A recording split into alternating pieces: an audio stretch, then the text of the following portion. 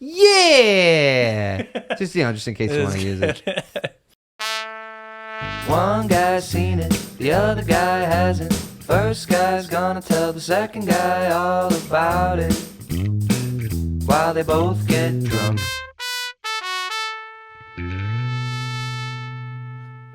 All right, welcome to another episode of One Guy's Seen It, the only podcast where one guy has seen the movie, the other guy has not seen the movie, and the first guy is going to tell the second guy about the movie, and then they get drunk, and they watch the movie, and then they talk about the movie on the internet, because that is what they choose to do with their sentience. But without any further ado, rigmarole, hoopla, or ballyhoo, we are your hosts. I'm Jeff. I'm Sumner.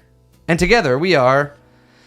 I keep doing that. It just feels right. I mean, we don't have to be anything. We're Fever Dog Media. Hey, Fever Dog Media. Yeah, that's a secret, right? It's a new thing. But today was my pick. Yes. It was my pick. Was yours. And I chose the M. Night Shyamalan Ding Dong classic, The Village. The Village, dude. I forced you to watch The Village. Yes, and I'm sad to say I did break it up into two parts. That's okay. I was not feeling very well last night, and I watched the first, well, it was probably like hour of the movie. I was very into it. I was like, okay, I'll watch this when I get home. And then I fell asleep because I took some NyQuil and I was not feeling great. That's okay, man. It is not an easy movie to watch when you're sleepy. I mean... Yeah, but we've finished it today, last 40 minutes or so, and have wildly different opinions about... You don't know that. Both halves of the movie that I saw. You think we have wildly different opinions about No, both halves? I have wildly different opinions about the first hour as opposed to the last 40 minutes of the movie. I'm so excited to hear it. Wait. Today, our alcoholic sponsorship that we are seeking... I really want Electric Jellyfish. Dude, Electric fucking Jellyfish. Pint House Brewery, Austin, Texas. Sponsor us. This is the best goddamn juicy IPA on planet Earth. Really is. Really is. And smooth. You guys are everywhere. You know, why not these guys? Why not these assholes? Yeah, probably the only juicy IPA at Alamo Draft House. Yeah, how they weaseled their way into that. The only one I'll drink when I'm there. Cheers, buddy. Cheers. To yet another episode. You're over. You got a float going there. Oh, yeah, man. Just the way I like it. Okay, dude. Oh, man. All right. So, you're the guy that's seen it now.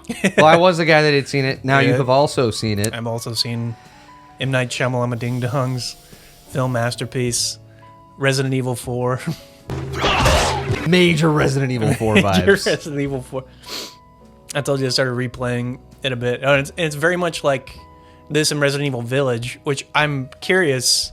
I don't know for sure, but I wonder if it's a reference to this movie. Because the beginning of the movie, it's like they're in like the village part. There's a little like parka thing that one of these monsters is wearing. I was curious if it was at all related or just a coincidence. Well, I mean, you said you were getting Resident Evil 4 vibes too, which also starts in a village. Yeah. I wonder, Resident Evil 4 was like 07, right? 04. So same year, right? Yeah. I mean, there's no way. No way they're related. Plus, that's a European village. Yeah. I mean, I don't know. Spanish village.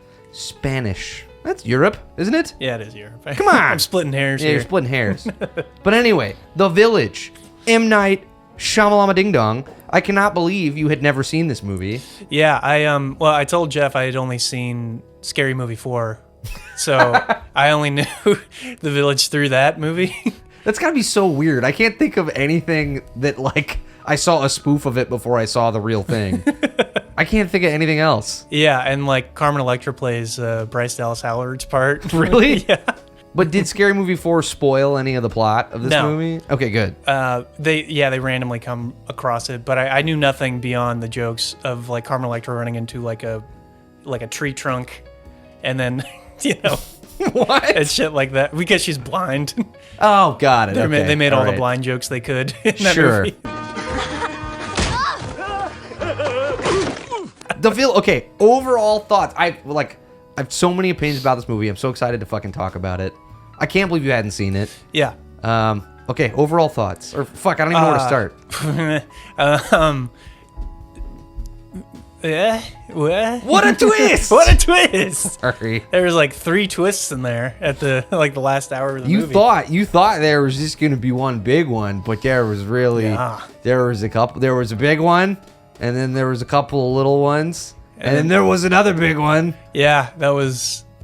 I don't know. I've kind of felt that coming a little bit. Okay. And well, you know what? We'll get to my biggest gripes with the movie. I will talk Sure. about. Well, I guess I'll just talk about the plot of the movie. Well, before you do, the cast, though. The cast, You have yes. to admit, this cast is fucking insane and massively underutilized in a lot of ways. Yeah. But, I mean. You got Brendan Gleeson, who I love, William Hurt, Bryce Dallas Howard, which I think was like one of her first movies ever. No shit. Yeah, and she kills it. She's awesome in it. One of my favorite parts of the movie. Judy Greer, who I love. I love it when she shows up and stuff. Personally, I know her most intimately from What Women Want, which is my favorite movie. Absolutely terrible movie, but one of my personal childhood favorites. Anyway, yes, Judy Greer is fucking great. Continue. I love her more in Arrested Development. Can we please have one conversation that's not about my rack, Michael? But you got Jesse Eisenberg for like 2 seconds. Baby Jesse Eisenberg. Baby Jesse. Who had like maybe one line, 2 tops. Yeah, he's just one of the town boys. Town teens. Town teen boys that is just being too boy-y for all the girls that are looking for love. Joaquin Phoenix, who I can't believe I've waited this long to talk about. And then Sigourney Weaver. I almost forgot about her. And she's pretty great. For like her great. 2 scenes in the You movie. can't forget Adrian Brody. Adrian Brody. Oh my God, how did I forget Adrian? Yeah, this cast is The cast is insane. We even got our Boardwalk Empire guy. Michael Pitt. Oh, Michael yeah. Pitt. I forgot about him. Yeah, Michael Pitt. I can't remember his name in Boardwalk Empire. He's great in it. Jimmy Dormady. Jimmy Dormady. Yeah, how could I forget? One of my personal favorite actresses, Cherry Jones, who she was just one of the council, or I would say council, they're not council, but one of the elders. She had the most lines, like one She of the had a older good ladies. chunk of lines. You'd recognize her. She did a couple of M. Night Shyamalan movies. You didn't finish Signs. I'm going to force you to do fucking Signs, I've too. seen Signs. I've seen. You'd seen it, but I made you rewatch it, and you didn't finish it. You were like on the when road. I was on the road, and I fell asleep in the middle of it. Signs is one of I've my- also got my gripes with Signs. Hey, as well. you don't even... come on. Okay. Signs is one of my favorite Maybe just movies of M. all Night time, so I'm deeply offended, okay? Deeply offended. I'm sorry. But anyway, she is also in that movie. She's like the cop. She's Yeah. like the Oh, local yeah. cop. And she's been in a bunch of shit. I think she was a big like Broadway or theater actress in her heyday. But she's in fucking Handmaid's Tale. She's like the mom. She's everything I've ever seen her in. I love her very much. Cherry Jones. Nice. I gotta look up more of her work. Yeah. Who else? Who am I missing? You already said Judy Greer. I did. I feel like that's pretty much everybody. Yeah, we got the big players, I think, out of the way. Walking Phoenix. Walking Phoenix is a terrible joke that I made while we were watching it. You got to chuckle at him Because he likes to walk. He does. He's a walker. He does. Walker. Walker. I did that unintentionally. I didn't even expect it. Yeah, dude. But okay, all right. So plot. Oh, well, we got to play our first mini game of one guy's seen it. Give me the plot in a sentence. Go. Timer starts now.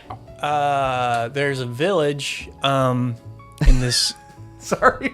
in this undescribed time, and Joaquin Phoenix plays a boy named what was his name?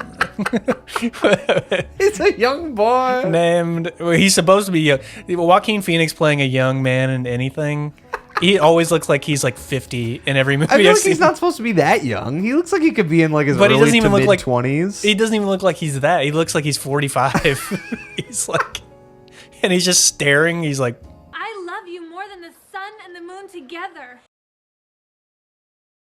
He's like a the whole time. simple man. These are simple people in a simple village with no mysteries or anything going on. yeah, okay, okay. So, Joaquin Phoenix is this guy in town. I interrupted your sentence. I'm sorry. No, you're good. No, you're good. I'm ashamed. I started going off on Joaquin You got to start Phoenix over. stuff. Okay, there's a village. There's a village. In case you didn't know, there was a village. There's We're pretty fucked up already, don't you? yeah. I often wondered if you and my son bonded because neither of you was fond of speaking. And There's a village. there's a village. Is that a sentence? You got this, man. And Bryce Dallas Howard plays this blind girl who's looking for love in Joaquin Phoenix. And She's looking for love. But yes. Shut the fuck up. Oh, fuck me. We're never going to get through this. I'm sorry. But, fuck. God damn it. There's a threat outside this village.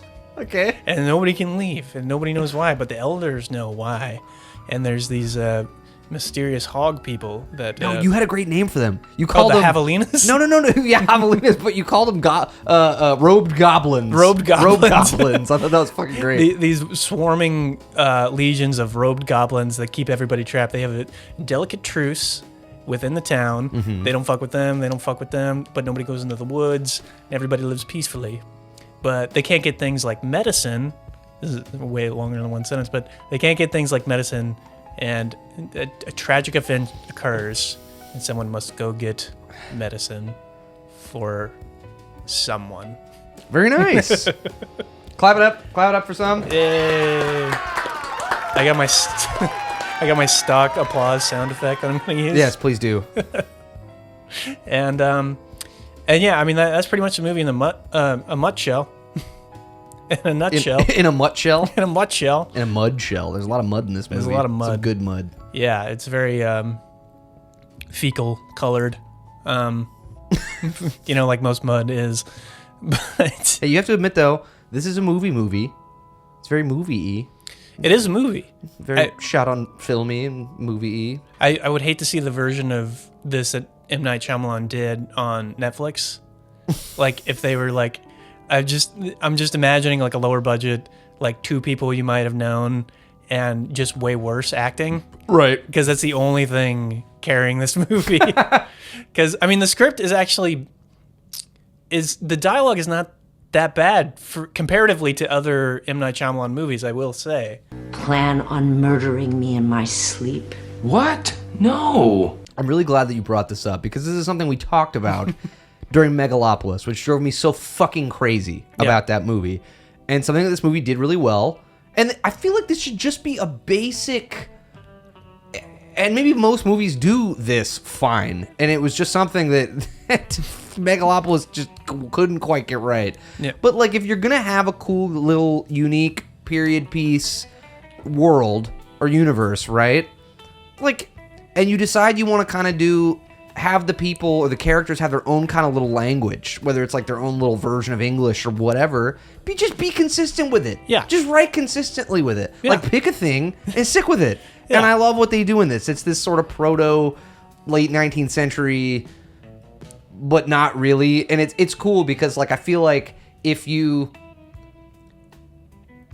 aren't aware of the incoming twists, right? You might be listening to their dialogue and being like, it's like they're trying to be all puritanical, like late 19th century, but but their like accents aren't good enough. I remember the first time I saw this thinking like it's not that. But then you find out why they would be relatively modern, late 19th century accents. Yeah. But anyway, It works. Yeah, I it all like the works. writing. That's my point. Is that like they picked a cool little funky like version of English that everybody speaks like, and they stuck with it. And it immersed me. We should be vigilant for sightings of this coyote. Because this movie is trying to be something in between, where it's like kind of like an artsy kind of movie, which I felt a lot. Like he was definitely like very restricted in his style, because there's not a lot of cinematography coverage. No. Like he'll hold on shots for a good like 2 or 3 minutes of people just talking. Yeah. And it's I mean, the movie opens with a super slow zoom of fucking Brendan Gleeson at a funeral, like the funeral of his son, right? I like the opening shot. It's very like 70s in that way. Like it's very like laid back and like just you kind of get absorbed in the atmosphere of very particular places in the village. Yeah. Which I like that a lot. I was very sucked into that aspect to it. And I could tell he was like trying to get away from very high glossy, big production kind of things that he's done in the past. Mm-hmm. So I appreciated that aspect, and I was like watching the first hour, I was like, I know people shit on this movie. It's not as bad as I thought it was good. It's actually pretty good. We're gonna get into that. And then but I will say that I really enjoyed the style. I thought it was, well made and plotted wise, and the characters aren't that deep, but they don't really need to be. No, either but there's for the plenty movie. of time to explore them enough for you to kind of start to sort of care about them a little bit. I think the person pulling the most weight in this movie, like I kind of mentioned before, is Bryce Dallas Howard. Fuck she yeah. is killing it the entire movie, and I was like, I've never been like. I just never really thought about her. I've seen her and stuff, but I was genuinely very impressed. Yeah. She was able to carry the movie as well as she did. She's And awesome. like one of her first movies too. It's insane. I wonder how old she was in 04. Gotta Early be. 20s probably. Yeah, probably like mid-20s maybe.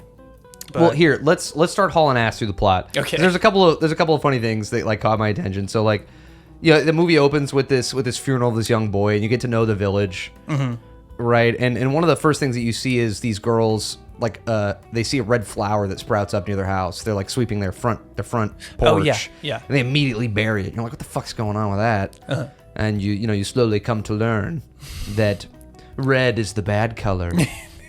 There's a good color, Yeah. which is yellow, which is a safe color. And there's like all this color theory going on because it's all like faded browns and blues and grays and all these kinds of things. So It's like very drab. so when you see like a yellow or a red, it pops right out at you. So it's good. It's cool. It's stark. And, Yeah. and I forgot to mention, I did want to mention one of my favorite cinematographers, Roger Deakins, did this movie. Nice. And he's well known for doing a bunch of Coen Brothers movies, and he did one of the newest Dune movies. So I mean, he did 1917. That Cool. one Fucking shot. love that movie. So I mean, like he's like one of the most well-seasoned cinematographers. He's like one of the true cinematography masters still Nice. out there. So there's some reasons to like this movie, even if you don't wanna. Yeah, yeah. There's just so much talent involved. There's so much talent. That's the most shocking thing about it. And if the you've only never thing seen holding it back is M. Night Shyamalan. hey, wait, we'll get into it. Okay, so so we get introduced to Joaquin Phoenix, who's a simple young man,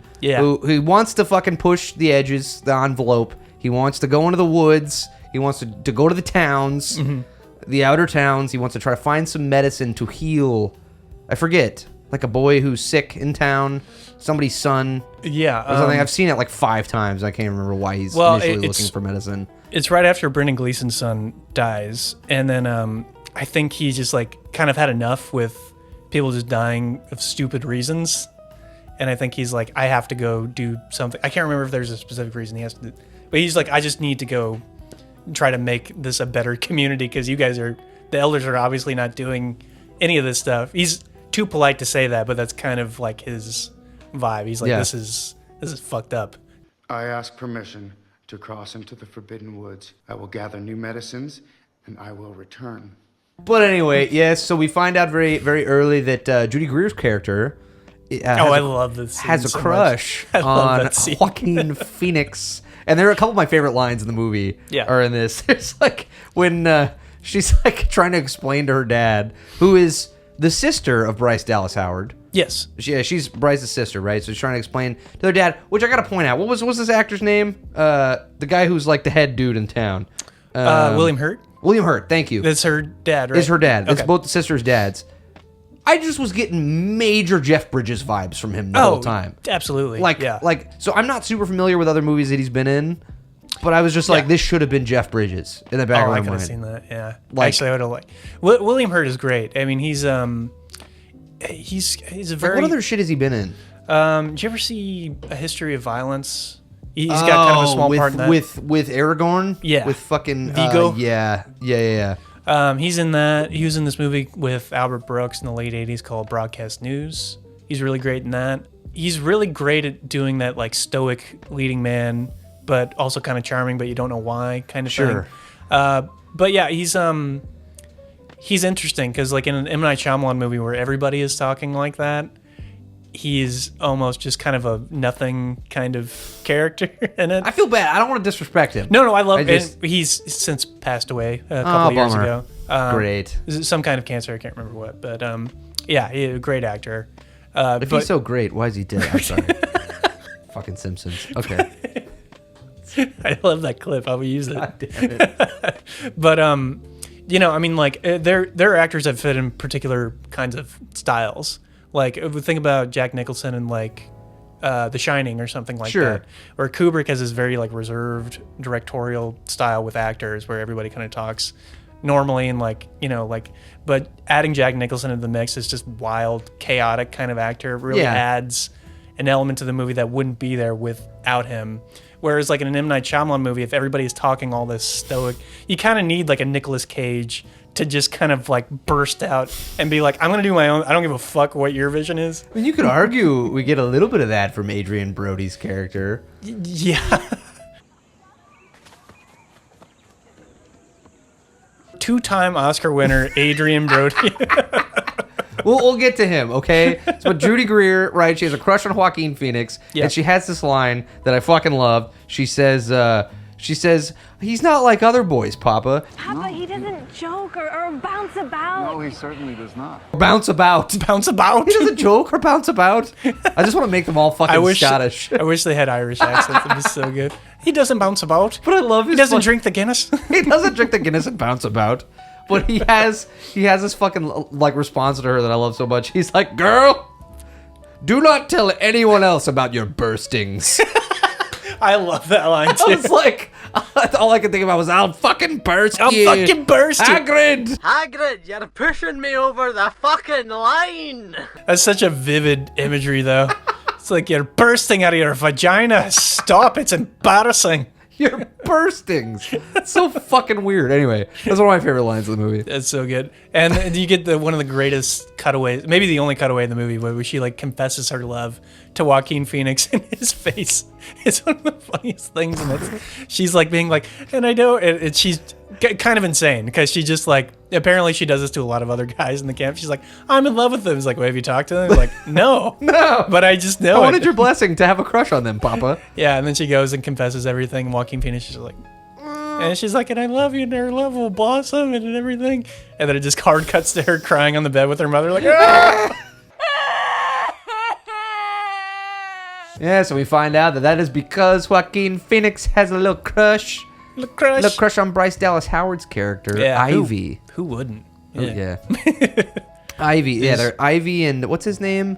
Fuck, I can't remember his name. Lucius. Yeah. Oh, yeah, Lucius. Thank you. Lucius and Ivy sitting in a tree. Lucius something. What was his like? I don't fucking remember. Yeah, it doesn't matter. It doesn't matter. Yeah, Lucius and Ivy, and they've kind of had a thing since childhood. Because apparently the way to win a girl's heart in this village is to not touch them or talk to them for 20 years. Yes. That's the way. It's Protestantism. It's in a nutshell. Yes, because they harp on this as a theme throughout the movie that, what does he say? Like to his mother?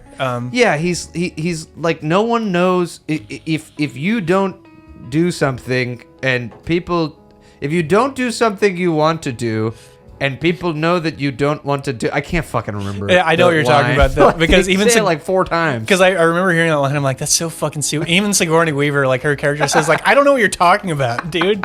We don't do things, yet others know we want to do things, so we don't do them. What nonsense are you saying? It's so dumb. Sigourney, I think that's my biggest, and I'm just cutting into the plot here. I think that's one of my biggest gripes about the movie is that some of the best actors in the movie are severely underutilized. Yeah. Like, just Sigourney, Brendan Gleeson's participation in this movie is a travesty. Yeah. I feel like he gets 2 lines. He gets a little monologue toward the end, but like... Yeah, Brendan Gleeson is one of my favorite, like, modern actors that are still working out there. Like, Agreed. He's amazing, and we did an episode on Banshees of Inisherin, which I think is one good fucking movie. One of his finest performances. It's so good. In Bruges, I mean, like, just he's a masterclass of an actor, and he's just there to look at shit in the movie. That's all he does. And to be fair, so is Adrian Brody, 2-time. But we get introduced to Adrian Brody's character, who is playing and I say this with all the respect in the world, playing the village idiot. Yeah. Quite literally, right? Pretty much, yeah. He's got some kind of mental problem that everybody is kind of like, oh, that's just him. He's got some issues or something that nobody's willing to address.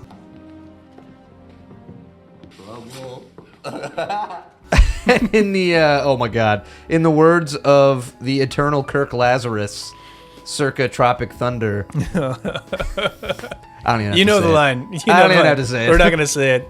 but you know what we're talking about. Everybody knows you never go full retard. Very heavy-handedly does Adrian Brody play Yes, this Noah. this simple boy, simple Jack, simple Adrian. Who, to be fair, it's a very bizarre like character that he's playing because like he's intelligent enough, like he has a good vocabulary. He can clearly communicate with people. Yeah. He just like I guess kind of has like the mind of a 10-year-old. Like he's just And yeah. one of the only cool pieces of trivia that I actually read about this is that. Well, there was like, okay, I can kind of combine two pieces of trivia here, but like M. Night Shyamalan put on this sort of like 19th century boot camp for everybody in the woods. Like they had That's cool. It was hard for them to find a spot in Philadelphia, which another thing I learned, I guess pretty much all of M. Night Shyamalan's movies are set in Philadelphia. I'm not sure why. I didn't even think about it because I mentioned when we were watching the last 40 minutes, I'm like, oh, is this some kind of like Amish community kind of thing? And I'm assuming they would have, the only land they could have found is land that Amish were like inhabiting or Maybe, something. I don't know. They found this spot. It was, they set up the whole sound stage and they spent a lot of time building the set.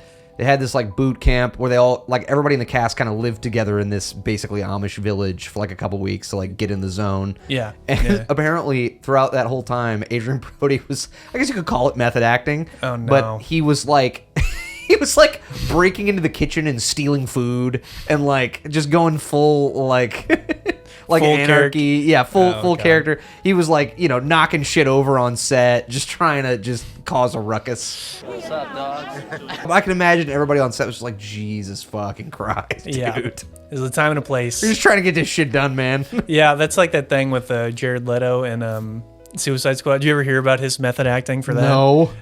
So I don't want to say allegedly because I think it did happen, but he would send like you know those pig fetuses that you would get in like biology class to dissect and stuff. He would send those to actors' houses and used condoms also, which I'm pretty sure he did. Cool. So we'll talk about this for a second because I'm curious what you would think about this. I know you're not maybe not super familiar with like the different methods of acting, like all the different styles not of at all. acting. But there's, you know, the method acting that people talk about is like, you know, when you stay in character the whole time. That's like kind of your thing. And I think Daniel Day-Lewis is most well known for that style of acting. Okay. Just to get totally immersed and like be your job, that what you do.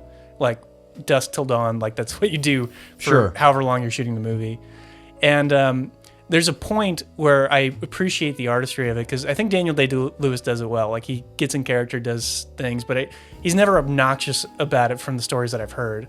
Like he may intimidate people, he may be like kind of like standoffish or something like that, but he's not doing shit like Jared Leto or Adrian Brody's like fucking up the set, being like, my character I don't need lights. Costing the studio money. Yeah. Or like fucking Jim Carrey in that Man on the Moon movie where he's like in character as Andy Kaufman the whole time. He's like, I don't need to make a movie. It's working.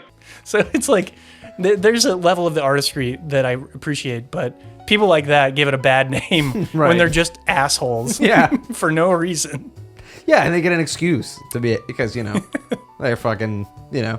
And then you get probably like a seasoned actor like Brendan Gleeson or William Hurt that are just like, what the fuck? Dude. Show up and do the work. Shut the fuck up. Nobody got time for this shit, man. So anyway, that's just my 2 cents about method acting. I just think it's an interesting phenomenon of like privileged actors are just being dickheads. Yeah, you do what you got to do, I guess, right? But Man, I don't drop character till I've done a DVD commentary. But anyway, running back to the plot here, we get another one of my favorite lines with this like little weird fucking like language that they have, or just a line that is so fucking Joaquin Phoenix I can't even like.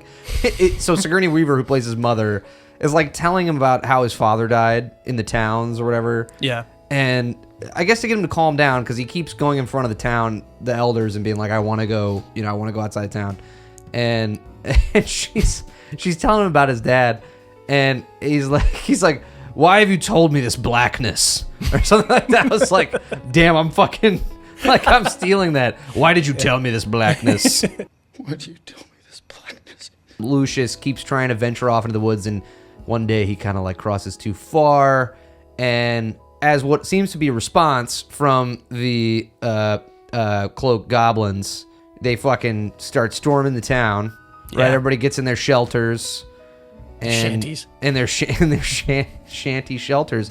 And it's so funny, right? Because I get to watch this knowing everything that's happening with someone who's never seen it. Mm-hmm. And it's like, it was obvious to me. Well, we'll get there. It was obvious to me that none of the elders were present during that scene. I didn't even think about that. Yeah. Why would you? Yeah. You wouldn't. But in retrospect, it's kind of hilarious. Yeah, that nobody is even questioning it. No.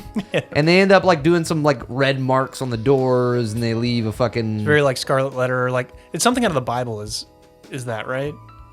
You're thinking of the plagues or the seven... Yeah, the sign on the red cross on the door or something. To kill the firstborn sons in Egypt to free the Hebrews. Yes, good random. They got to float around there. Yeah, never been to church, but except one time with you guys. Oh yeah, Catholic church, that was fun. There's a whole lot of random kind of character development throughout. Like Judy Greer ends up meeting somebody else. Yeah, like the next week she's already like in love with somebody else. That's what she does, man. And then they marry, and then there's this whole town. But I mean, I did want to mention because like Bryce Dallas Howard and Joaquin Phoenix's character have this kind of connection that he's not willing to address, and she has a thing where she's blind, but like when she's around him, she sees the color, and she won't tell him. No, what the color because that's not ladylike. Because that's what girls do. They're like, you got to figure it out. You think I'm a tomboy? I do long to do boy things.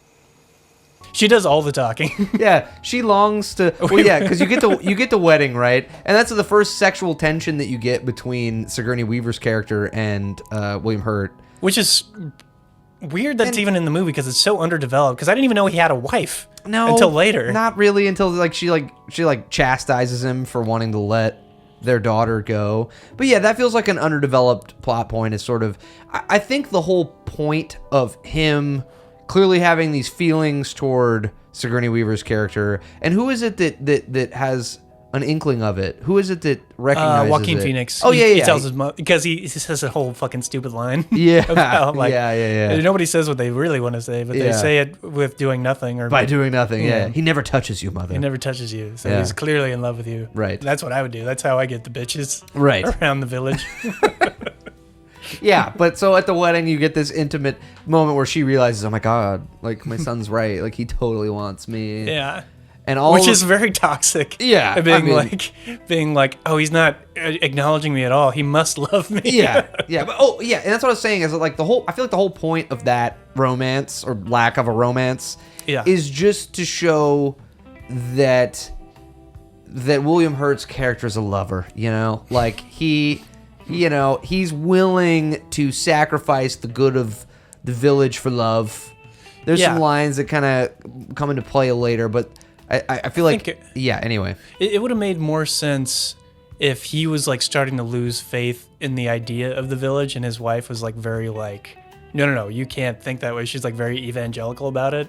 Yeah. And, like, to the point of, like, there being, like, a rift in their relationship. Sure. So that would have made more sense to me for him having this, but it's just, like, a throwaway, like, oh, he's got a crush on this other lady in town or something, It's something that could have been cool that was kind of lost. And it's so funny because that whole like principle in general, there's this show that Kaylee and I are watching right now on Netflix called The Lazarus Project, which I believe is a British show that I think was on network television. It's a time travel show that's really fucking good that I think got canceled after 2 seasons. But that's sort of the whole premise of that show is like, it's about the secret government agency that is like trying to prevent a time machine from being developed because no one should have that kind of power. And the whole show is all about like, how much would you give up as far as personal relationships and people that you love for the sake of all mankind? Pretty basic kind of, like a philosophical kind of question. Philosophical question, right? And that's kind of what William Hurt's character is dealing with in this movie too, which is like, what am I willing to live with in the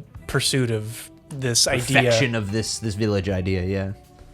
Yeah, but anyway, they have this fucking wedding. Then you get this intimate, beautiful scene between Lucius and Ivy, and there's a line that's fucking amazing. There's like this. She's like telling him this shit. She's like, oh yeah, she's like, I long to play the boy games, like the stump game. The stump game that the boys play, where they sit at the stump and they see who can stay scared the longest, and you've set the stump record. I want to play the stump game, man. Yeah, okay, because I only seen it the one time because there's a scene earlier where Jesse Eisenberg is playing the stump game. He's like, ooh, yeah. I think that's his first big scene, right? Yeah, it might be his only scene other than the end when he comes in. Oh yeah. But he's just kind of walking around in the background, random places. But it's a speaking role. But I do love their like confession of love. It's like, why do you talk so little? It's like, why do you never stop talking? Like, it's every relationship ever. I sometimes cannot think clearly or do my work properly. He's like, do I have to tell you that I think noon and night of you, that you're always in my thoughts and all this kind of stuff. So it was some adorable writing. I was gonna say I was unashamedly, I kind of bought into it. Yeah, I was like, yeah, that's cute. And it's very like, you kind of want to see the relationship blossom and all this kind of stuff, right? Because there's even that thing when they're like marking the doors, like she does this really stupid thing where she's like just standing in the door, and Judy Greer and like what's his face are like in the thing. He's like, what are you doing? Get in the thing. Yeah. And she's like, he'll come for me, I know it. And none of them are like, what if he's already in shelter? He's like, I just know he'll come for me. He's coming. She can see his color. She can see his color. God damn it. She can see it through buildings. It's her superpower. Yeah, she's yeah. Hey, man, and it's romance. And at the very last second, he comes in. I think saves her. Saves her. You know what? And I think that's he's getting into some end shit, but I think it's a good place to say this. Like, well, okay, fuck it. I'll hold on to it. I'll hold on to it. I'll hold on to it. So, hold on to it. Sorry, we're too electro jellyfish in deep right now.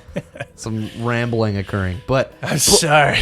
But anyway, the next morning shit goes fucking down. Okay, because obviously there's only like 30 people in the whole village. Everybody knows their intentions to wed very quickly. Yeah. It's very Midsummer almost. Yes. And so a huge crux of the movie, Adrian Brody, who it's very confusing. Like for a while, I remember thinking that like, oh, like is he Bryce Dallas Howard's sister, like brother? I thought like, that are they too, related? yeah. It kind of seems that way, but then it's pretty quickly revealed that he's not because he shows up. Yeah. And what is one of the best scenes in the movie? I think the way was a that good it's twist. shot. I really did not see it coming. Yeah. There's no way you could, I don't think, because it's such a monkey wrench into the whole plot. It's like, okay, we spent an hour setting this up. Let's fuck it up right now. Yeah. And try something totally different. Boom. And yeah, the cinematography in that scene is really good because he's like, he turns around. And yeah, it's like, and it's like just a cinematography point of view. It's like he kind of just almost like walks into the knife and then it pans down and then you see the knife and it comes out. And it's good. It's well done. I have an interesting piece of trivia about that scene. Okay.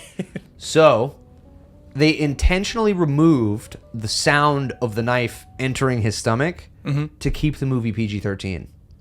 That's how they got away with it? That's how they got away with it. Like, there was nothing else in the movie, but whatever the board is that does those ratings or whatever, they were like... The MPAA? Yeah, initially the sound of the knife was too much, so they just took it out, and I kind of love it because it actually adds to the shock. It's almost like a first person like kind of moment where it's like you're so in shock about the thing happened. It's almost like from his perspective. Yeah. Seeing it. Yeah, but the fact that you don't hear it, you just see it. You look down, you just see the blade leaving his stomach. It's like it's funny to know after the fact that they did it on purpose to avoid this, but it adds a lot to that scene to me. Yeah. That just the shock of it. Anyway.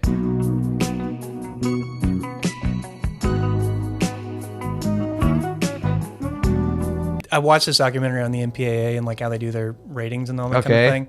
And you think it's like this big board of people that are like, these are the values that we want to uphold for society, basically. It's not like that at all. They get a bunch of volunteer parents, or at least they did this 20 years ago when this movie came out. They would just get into a room and just decide what they thought was appropriate or not. Like a group of like 10 to 15 people. And then they would just be like, I don't really like that. And that's how they decided the parental rating board, regardless of their personal biases or No. religious biases Nope, or not at all. whatever. Just random Dude, people. This reminds me, I have to bring this up. The college football season's coming up. I'm a massive college football fan. This is the exact same shit. So, college football, one of the biggest sports in America, right? The college football playoff is a huge fucking deal. You would imagine that there's this massive fucking committee or all these people all over the country that are voting, ranking the teams, because there's all these criteria that determine, there's over 190 something teams across college football. So to rate these teams, to get a top 25, to get a top 12 to go into the playoff, you would think, okay, there's got to be all these fucking crazy criteria and all these things, right? No. There's a group of old white guys, like a couple of dudes, who get together in some small town in East Texas every year, and they sit in the room and they're like, nah. And that's who chooses the fucking top 25. Yep. There's no national voting process. Like, there's an AP Press poll and stuff, and they take that into account.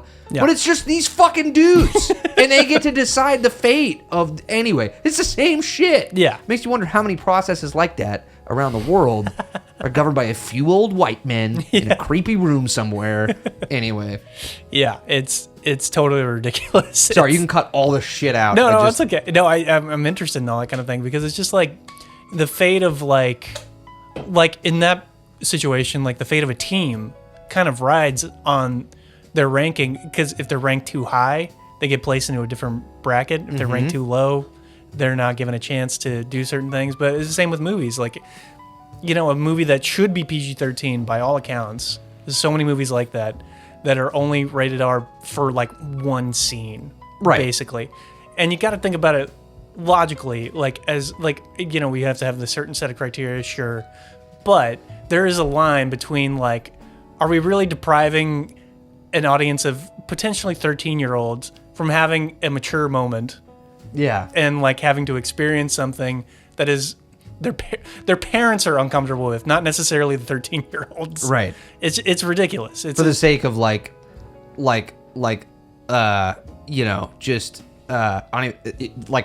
fucking, for the sake of fucking, what's the word I'm looking for?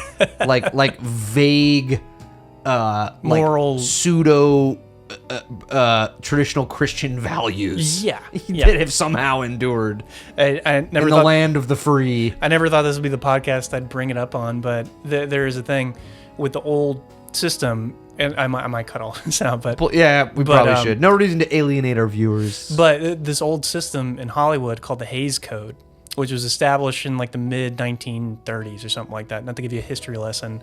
I love history lessons. But it's important to understand how movies are rated beyond that, because like in the early 1930s, there was a time where you could kind of show anything. There was no set standard board of people that were like, you can't do that, you can't do that, you can't show this to this many people. We don't like the values that this is setting up for society. You're talking about a separation of church and state? Pretty much, yeah. That's weird. Anyway, sorry, continue.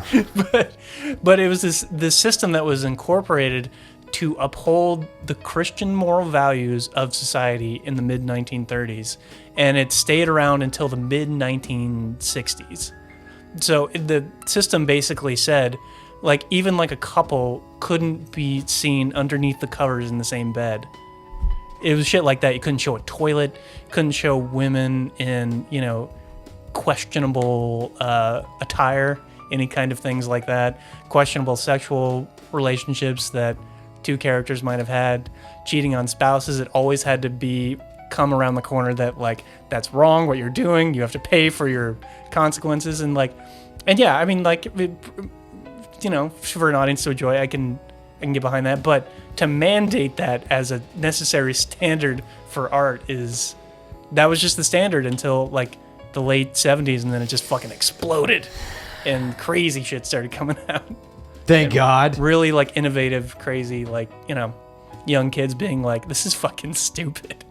Got to be free to express really deep things that cannot be explained by your limited Christian moral value system. Right. Anyway. That's just a pendulum that swings every couple of years. Yeah. Anyway, sorry, that is my little history lesson on the Hays Code. Sorry, I'm just kicking out your soapbox. Yeah.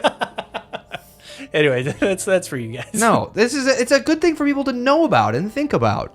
Because fuck. You know? You're being brainwashed. You're being fucking brainwashed. You know what? This is the point of this whole podcast. This right here. This is the whole reason we do this. You know? Be free, America. Free to be yourselves. Be yourself. Don't, somebody in a movie did it. You don't got to do that shit. No. They're not right just because they're beautiful, okay? They don't have the best line of thinking, okay? They're warped, these actors in Hollywood. Anyway. They are. They are. They are. Diddy.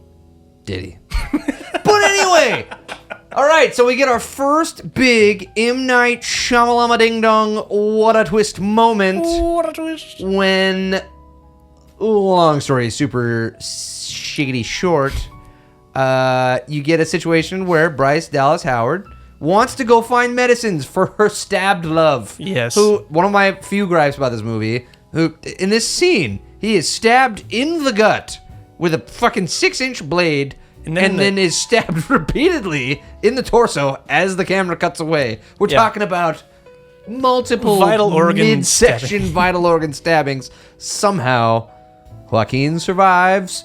She needs to go find medicines. They never even put the makeup on, like when they see him in the bed later, that he's like,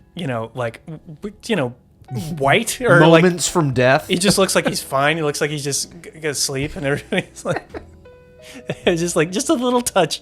And I'm not even shitting on the makeup or like the prop production department because it's really good. Just like that little touch of him actually looking like he's about to die. Yeah, would have gone a long way. He basically got to take half the movie off. Really, when you think about it, he just got to just fucking chill. He got to lay in the bed for a day, and then it's like, all right, Joaquin, I'll see you later. Because I don't even think he's in the last shot. It's that really long, last shot where it's just like... Anyway, so Bryce Dallas Howard's father takes this as an opportunity, and this is where we can talk about this gripe, right? Yeah.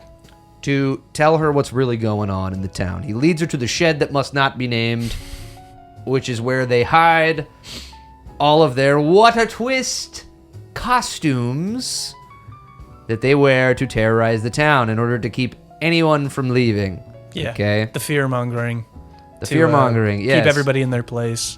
And so, okay. So I'm sure you feel this way, but it's time to talk about it. This is one of the biggest gripes about this movie.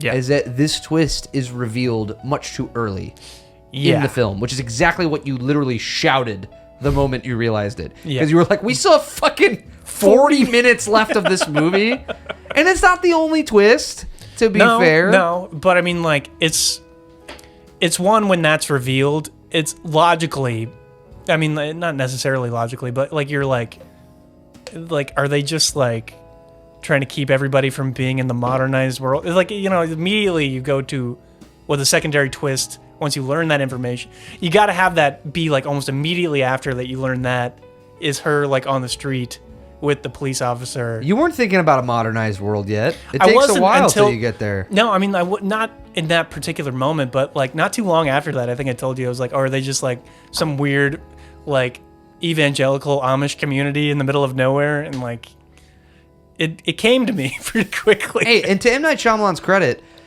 they really do. I mean, like, just because of the average American's knowledge of those communities and those like Protestant evangelical like community, like there's no religion throughout any of this. There's almost none of that. And I like that he was able to evoke that type of community without it even being about that. Yeah. You know what I mean? It's just vaguely about, and I wouldn't even say it's like a big theme because like they kind of absolve William Hurt of this heinous act on this community of people that don't deserve this kind of like horrible psychological brainwashing. And he's just like, I thought it was the right thing to do. I thought, okay, we'll get that. I want to talk about this for a minute because the legacy of this movie, this is a good point to talk about it, right? Yeah. Because, so, even though you'd gone your entire life without seeing it, right? Yeah. When this movie came out, you're looking at sort of what people look at as like the beginning of the downfall of M. Night Shyamalan, right? It had a couple of huge movies right before this. Yeah. And was becoming known for just there being this big twist. I think the biggest mistake that the studio made with this movie, and there's all kinds of fucking shit online you can read about this, but all of the trailers positioned it to really be this terrifying horror movie.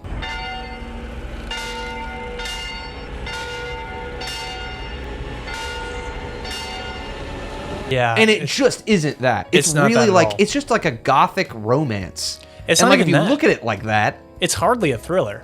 no. I mean, Because it's- even like the most thrillery elements are kind of deflated by that knowledge of learning that. So it's really more of a tale of like cults and cult mentality and Yeah. reasons why people would want to do that Right. to somebody. Right, and fear mongering and control. Yeah, it's all that, right? And a romance, at the heart of it is a romance. Yeah, and love and like, simple life things. Right. Getting back to the basics of, so it's more of like, because he's like a professor like her dad, it's more of like an experiment in his mind, like a It's a social experiment. Yeah, social experiment. A very elaborate social experiment that he's taking part of willingly at the cost of numerous lives, apparently.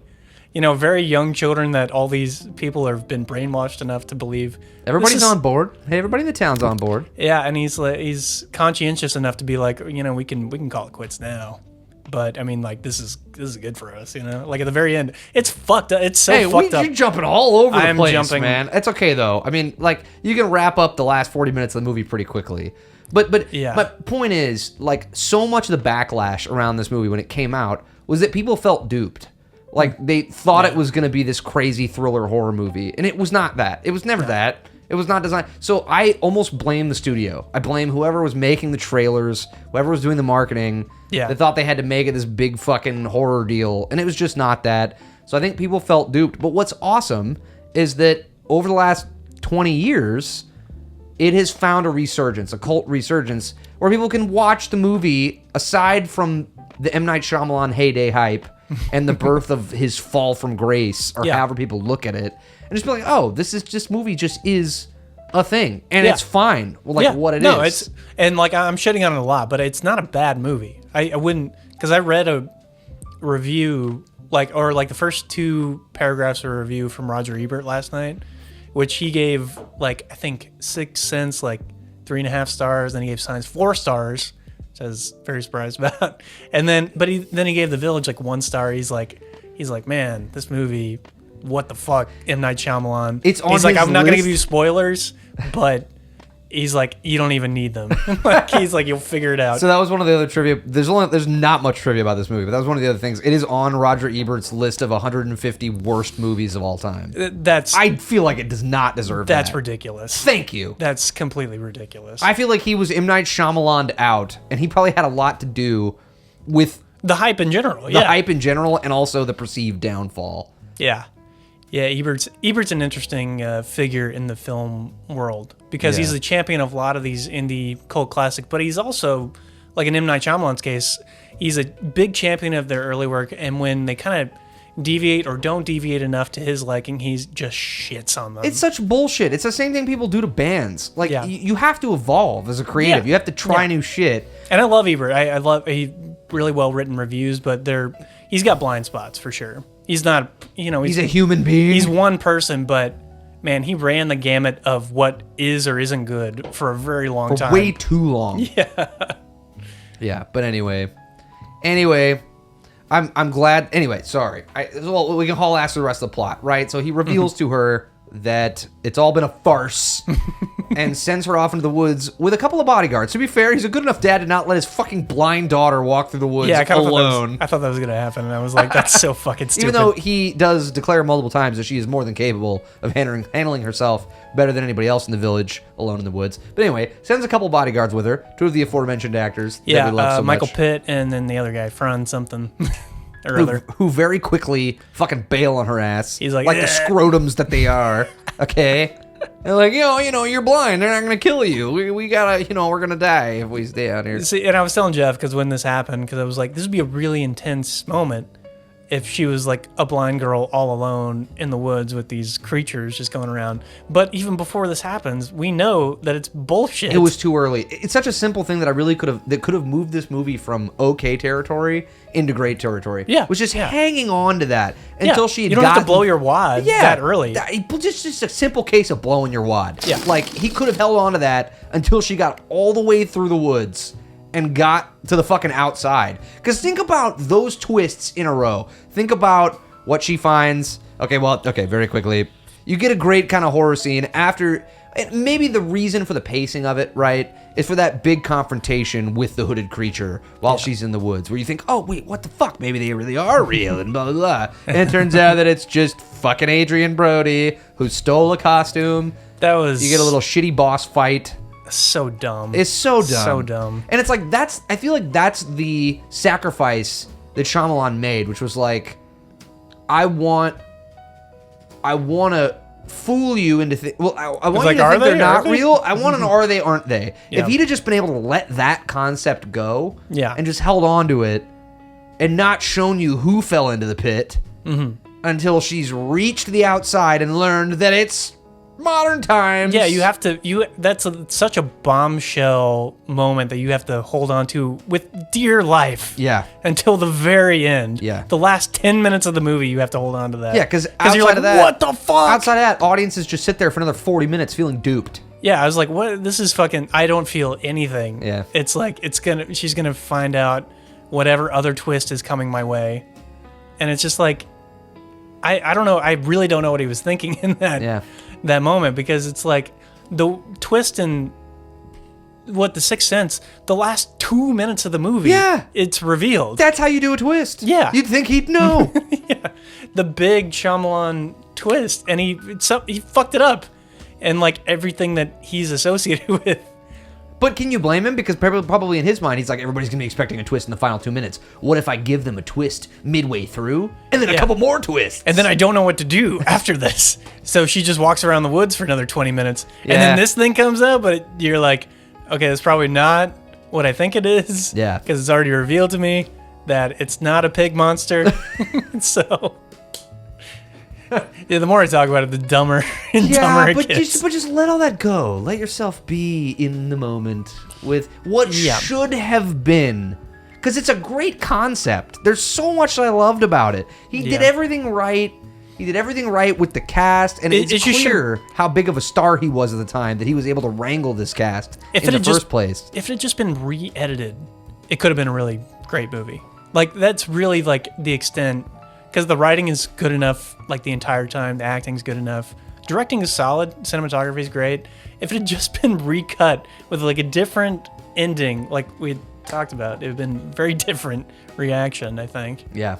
Yeah, he was I feel like a victim of his own success. Yeah. At this point. He was trying to twist himself. Right. Out of success. Out of success. Yeah, because, Bryce Dallas Howard reaches the road. And there's been several hints. At the same time, her father's finally opening the box that we do not speak of, where you learn that the elders are a group of people who came together after they all lost loved ones in horrible, graphic, violent ways. Yeah. Living in modern times, they decided, you know what? Let's fucking create this safe haven place and start over. And they're like part of like a support group. Or they were like something. Some kind of counseling support group, and they started this. And that's an fucking interesting thing. concept, and like one that is really interesting and should have been, and you can't do it because the twist is so important to the movie. You can't really explore it that much more than just surface level. That's why they did this. Yeah. But it's such an interesting concept for why they did it. Right. It's really fascinating to bring people brought to the point of such grief that they're like, fuck society. Let's try something else. Yeah. Let's get back to the roots of what made us humans. It's really interesting. It's like, as a book, it could have been so good. Yeah, you know? absolutely. Yeah. I think that's why my love for the movie has endured over the years, is like just what it could have been. It's like, I always compare everything to Texas football, but like I will love last year's team so much because of how good they could have been, and they will always destroy me at how close they were to greatness, but for a few flaws. And that's what this movie is, Yeah. Like, she fucking runs into this guard, and that's kind of a cool little Easter egg. If you hadn't really been paying attention, you find out that her grandfather was this billionaire in town who kind of like built the town, and that this place that they are living in is a wildlife preserve that they have paid off. Like families paid off the guards, like not let planes fly overhead, and you learn that in my Shyamalan cannot help himself. He must star a small role in every movie that he's fucking in. Yeah, you get this hilarious fucking scene with him as like the lead guard guy, where he's only revealed in a reflection. And anyway, and then she gets back to the fucking village and she saves Joaquin Phoenix and whatever. It sucks that the end of the movie is so whatever because it could have been so awesome. Yeah. Yeah, it's kind of a wet fart of an ending. And like I talked about too, he's definitely hearkening back to like an older style of movies that were like kind of like blasé by that point. I'm using my fancy French words, but like a very like 70s limited coverage. Like we're gonna hold on this shot and just let the actors go. And I think that's why you get such strong performances from so many people in the movie. They were just allowed to, just kind of like hold and like, we're going to one shot and we'll do it however many times and you guys just do your thing. Yeah. And it's got that old like Andrei Tarkovsky, like we're just going to hold and you guys are just going to be absorbed in this place and you get to see little details and all that kind of immersion. Yeah. And then he fucked it up. Yeah. Fucked it up, man. Yeah. I mean, so that's where we're at. I mean, I feel like we've fucking covered pretty much everything there is to cover about this movie. So I got to ask you.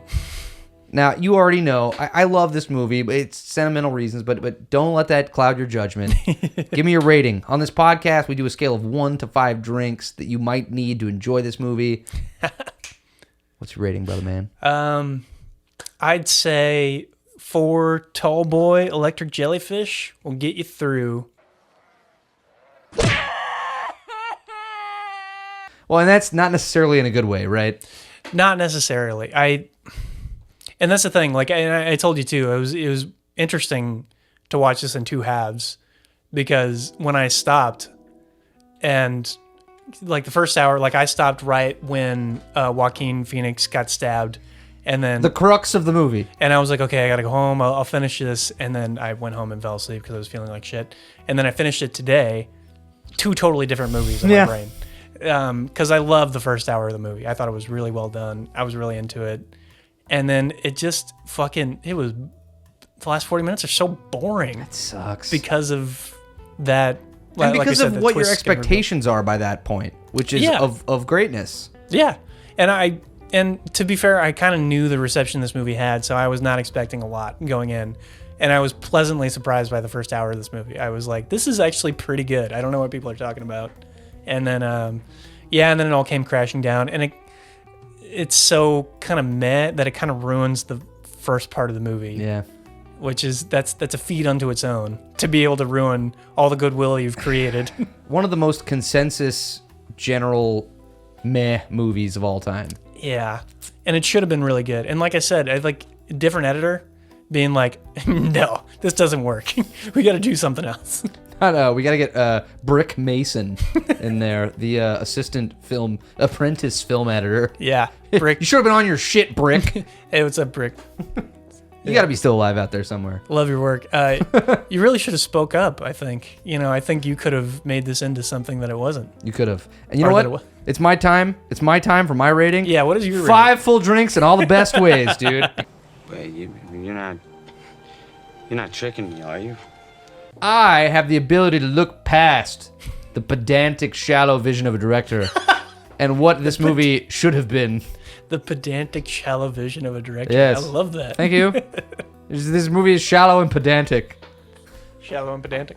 I agree as well. Shallow and pedantic. I love this movie for what it should have been, which is not fair. Because the cast is so good, the performance is so great, I love the writing, I love the plot. I love the plot on paper. Yeah. I love the plot walking away knowing what happened. I love the plot. It was delivered in a very poor way in the final 40 minutes of the movie. It should have been a 250-page novel. I think you're right. Yeah. It would have been better absorbed that way. Yeah. And he could have made some of that stuff work. Yeah.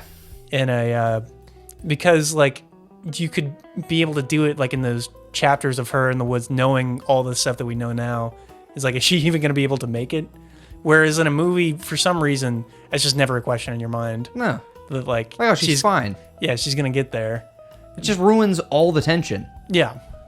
And I don't know why it's different in a written form as opposed to a film form, but I think in a film form, you know that you have to satisfy the audience in a completely different way than you do in a novel or something like that. Yeah. So I don't know. Yeah, I'm with you. I do like the concept a lot. There's so many interesting things philosophically that I'm like, wow, it's just like a throwaway thing, but that's really interesting. Yeah. And it's enough to make a movie to talk about later, but when you're watching it, you're like, what? Yeah. I do love, though, it has developed kind of a cult following in recent years. People that were not a part of the hype that have just discovered it. You know, that's always what happens with cult movies, right? Like, you know, discovering something outside of the context in which it was released. Yeah. People are enjoying it because they haven't seen the fucking bullshit trailer. There wasn't all the M. Night Shyamalan is a god hype that there was at the time. Yeah. So next to Alfred Hitchcock or something like that. Yeah. So I don't know. I'll always love it for my reasons. Thank you for watching it. Yeah. I'm so glad you hadn't seen it. Yeah. Any final thoughts? Yeah, I mean, well, I haven't seen a lot of M. Night Shyamalan movies. I've only seen Sixth Sense and Signs. And you haven't seen Signs all the way through recently. And The Village now. And The Happening. I've seen that one. We don't have to talk about that. But I'm talking about a completely superfluous bottle of cough syrup. Anyway, this has been another magnanimous episode of One Guy's Seen It. Do all the rigmarole. Fucking like the video, subscribe, share it with your friends. There's no way you've made it this far. Hopefully we can cut enough out that it's a somewhat reasonably long episode. But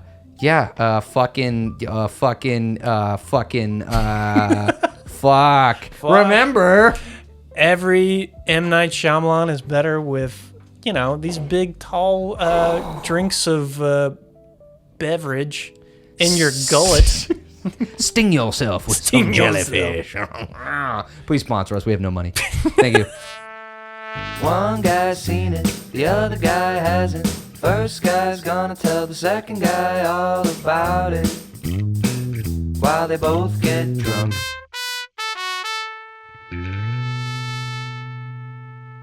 Number 10, The Village, a colossal, anticlimactic mess from the accomplished director M. Night Shyamalan. This movie is horrifying, but for all the wrong reasons. Well, that I won't tell you. It's not ladylike to speak of such things. You shouldn't even have asked.